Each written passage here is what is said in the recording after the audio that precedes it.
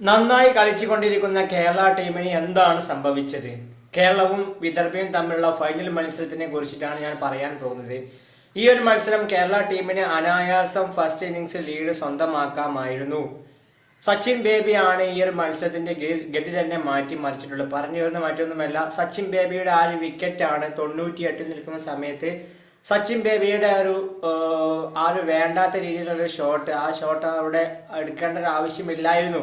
എന്നാൽ അദ്ദേഹത്തിന്റെ മൈൻഡിൽ അങ്ങനെ ഷോട്ട് എടുത്ത് സെഞ്ചുറി പൂർത്തിയാക്കണം എന്നുള്ളത് വന്നതുകൊണ്ടായിരുന്നു. അപ്പോൾ അടിച്ചു, അത് ടൈമിംഗ് തെറ്റി നേരെ വിദർഭയുടെ ഫീൽഡറുടെ കയ്യിലേക്ക് പോവുകയും സച്ചിൻ ബേബി ഔട്ടാകുന്ന ഒരു അവസ്ഥയുമായിരുന്നു നമുക്ക് ആരാധകർക്ക് ഇന്നലെ കാണാൻ സാധിച്ചത്. സച്ചിൻ ബേബി ഗ്രീസിലുള്ള സമയത്ത് കേരള ടീം വളരെ മികച്ച രീതിയിൽ തന്നെയായിരുന്നു പോയിട്ടുള്ളത് എന്നുള്ളത് എടുത്തു പറയേണ്ട കാര്യം തന്നെയാണ്. എന്നാൽ സച്ചിൻ ബേബി ഔട്ടായ ശേഷം പിന്നീട് വന്ന എല്ലാവരും ഓവർ ഡിഫൻസീവിലേക്ക് പോയതും കേരള ടീമിന് വലിയ തിരിച്ചടിയായി. എസ്പെഷ്യലി ജലക്സേന സച്ചിൻ ബേബി ഔട്ടായ ശേഷം ഭയങ്കര പ്രഷറിലാണ് ബാറ്റ് ചെയ്തത്.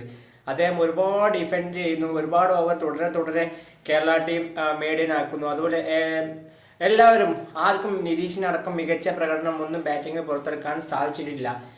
അതർവൈസ് വിദർഭ കളിക്കാർ കാണിച്ചതുപോലെ അവസാന വിക്കറ്റിൽ കാണിച്ച ഒരു ബിഗ് ഹിറ്റിങ്ങിന് ശ്രമിച്ചിട്ടുണ്ടെങ്കിൽ കേരള ടീമിന് ഒരു ഫസ്റ്റ് ഇന്നിംഗ്സ് ലീഡ് എങ്ങനെയെങ്കിലും സ്വന്തമാക്കായിരുന്നു.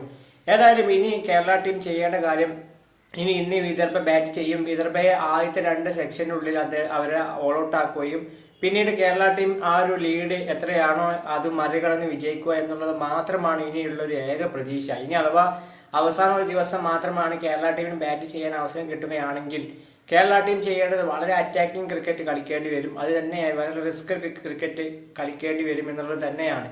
ഏതായാലും കേരളവും വിദർഭയും തമ്മിലുള്ള മത്സരത്തിന്റെ മറ്റ് അപ്ഡേറ്റുകൾ ഈ ചാനൽ വഴി നൽകുന്നതായിരിക്കും.